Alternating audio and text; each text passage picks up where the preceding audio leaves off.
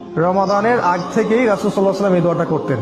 বলুন আমার সাথে, আল্লাহুম্মা বাল্লিগনা ফি রমাদান ওয়া বারিক লানা ফিহি, আমিন। অর্থ হচ্ছে, আল্লাহ আমাদেরকে রমাদান পর্যন্ত পৌঁছে দিন এবং সেখানে বরকত দিন।